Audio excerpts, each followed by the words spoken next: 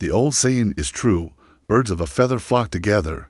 Hang around with negative, cynical, or unmotivated people, and without realizing it, you'll start adopting their habits, their mindset, and their view of life. If you want a better future, you have to be intentional about who you let into your circle. Too many of us are living out someone else's expectations, following paths based on their fears, not our potential. It's time to stop that. Take a step back and ask yourself, what do I really want? Who do I need to become to achieve it? Start aligning yourself with people who lift you up, people who challenge you, who inspire you, who are doing what you want to do. Growth is contagious when you're around people who are reaching higher. When I wanted to be a speaker, I sought out the best. Zig Ziglar, Dr. Norman Vincent Peale, Wayne Dyer. I learned from them not just how to speak, but how to think. See, it's easy to settle.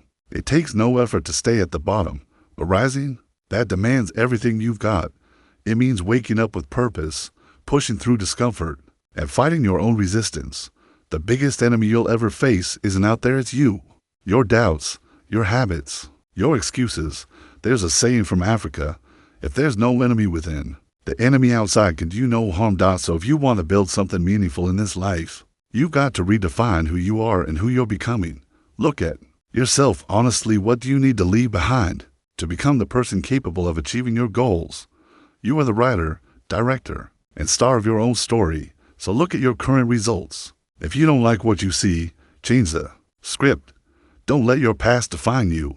What you've done so far is just a reflection of your current level of growth, not your full potential. The future is wide open, but only if you say yes to it. Say yes to your dream. Say yes to your evolution. Don't let fear write your story. Most fears we face aren't even real, they're just projections of the mind. They grow because we feed them, so stop feeding your fear. Start feeding your faith. Challenge your self-talk. Most of it is negative by default. Flip the script. Write down 5 reasons you deserve the life you want. Read them when doubt creeps in. Let them be your anchor when life tries to shake you, because life will hit you. It'll test your will, your patience, your belief. And if you haven't built yourself up, if you haven't fortified your mind, it'll knock the wind out of you. But if you've done the inner work, if you've trained your mindset, fed your vision, and surrounded yourself with the right people, you'll stand strong. Remember, the real tragedy is not dying. It's dying with your dreams still inside you. Your gifts, your ideas, your voice buried because you let fear win. So ask yourself, if today were your last day, what potential would die with you? Don't just live. Live fully. Don't just dream. Act on your dream. Don't wait for permission. Give it to yourself. Because when you truly decide that you're no longer afraid to fail, life can't threaten you with anything, and that's when you become unshakable.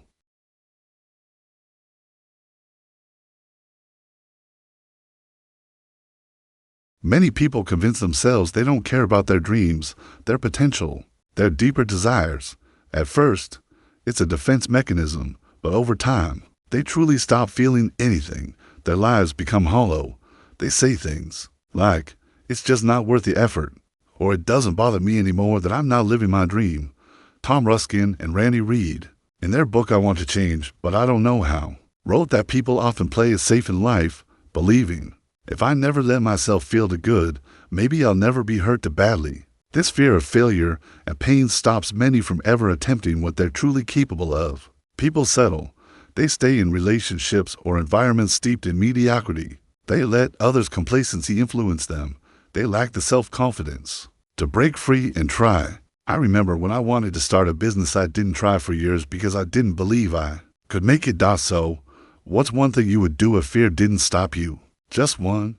Now ask yourself, what's the worst thing that could happen if I try? Write down those fears. Name them. That gives you power over them. Are you afraid it won't work out?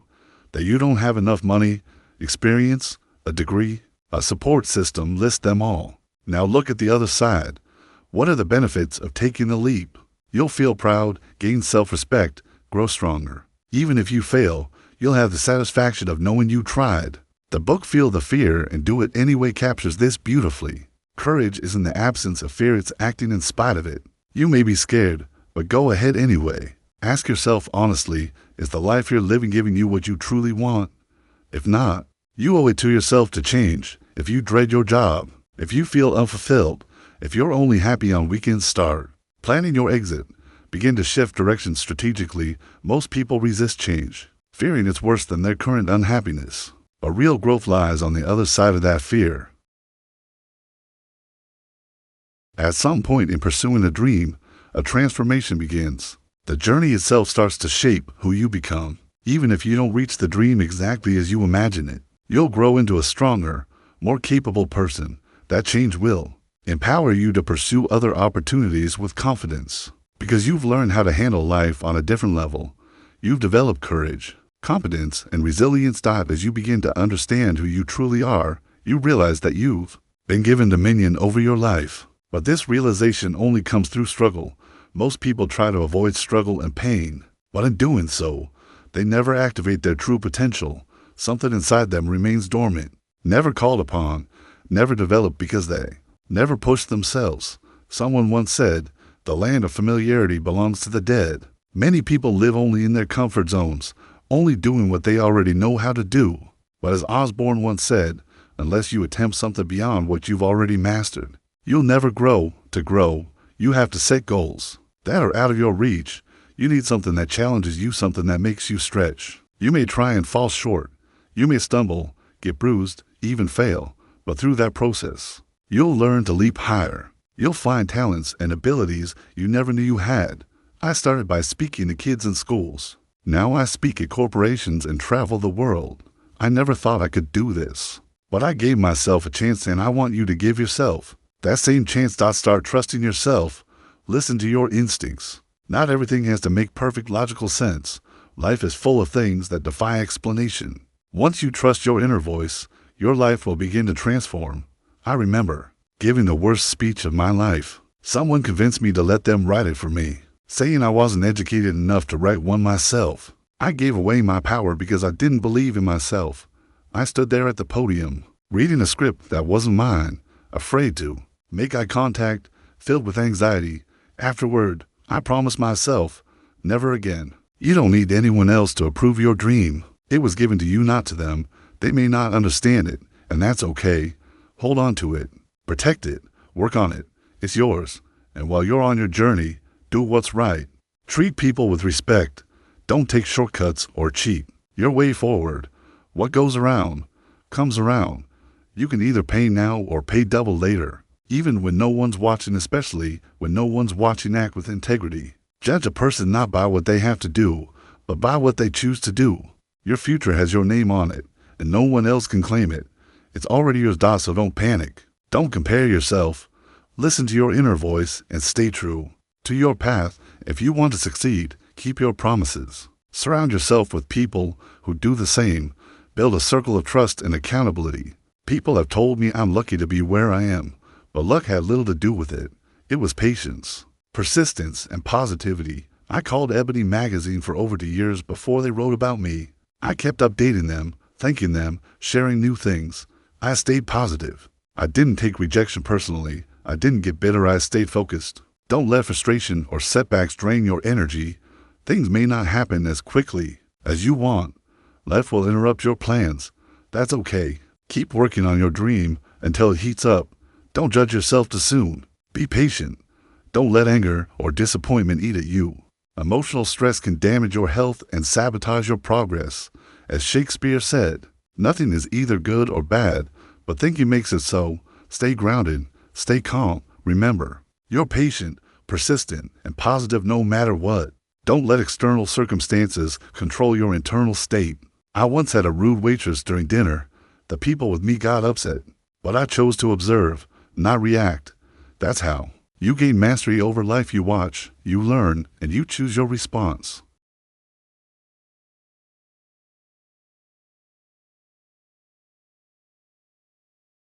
You don't have to prove yourself to anyone. Many of the things we avoid doing come from a desire to be liked and accepted. But acting in your best interest sometimes means losing people. Not everyone will approve of you.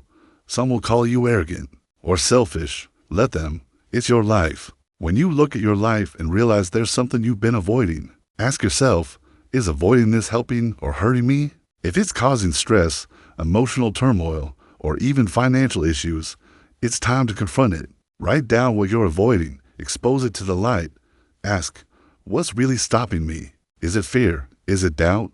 Then ask, what's the worst that could happen? Visualize it.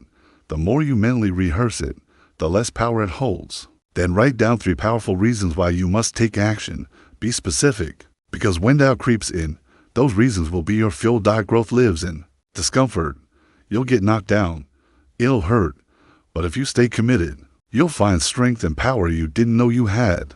You'll discover who you really are. Start by learning to love yourself. Make your top priority your peace, your health, your well-being. We're not taught to put ourselves first, especially women who are raised to sacrifice for others. But resentment grows when you constantly give and never receive. Create rituals that nourish you. Whether it's exercise, a peaceful bath, music, or meditation, do things that feed your spirit. Be gentle with yourself. You'll make mistakes. You've made plenty. You'll make more. It's okay. Own it. Learn from it. Move on. Be clear with others. Say what you need. Don't assume people know. If someone can't meet your needs, that's okay. Move forward. For young people especially, if you're lost, overwhelmed, unsure, understand this: there's more in you than you realize. Stop wasting time. If you waste just 20 hours a week on distractions, that's over $50,000 a year in lost potential. Instead, confront your fears one step at a time. Speak up. Do what you avoid. You'll grow stronger every time. Self-improvement isn't just about success, it's about reducing unnecessary suffering for you and for others. If you don't get your life together, you and everyone around you will pay the price. So start small. Clean your room. Fix what you can fix. Build order where you live. That's where real change begins. And finally, don't try to fix what you don't understand. Start with what's within reach. You're not here to save the world in one day, but you are responsible for the part of the world you touch.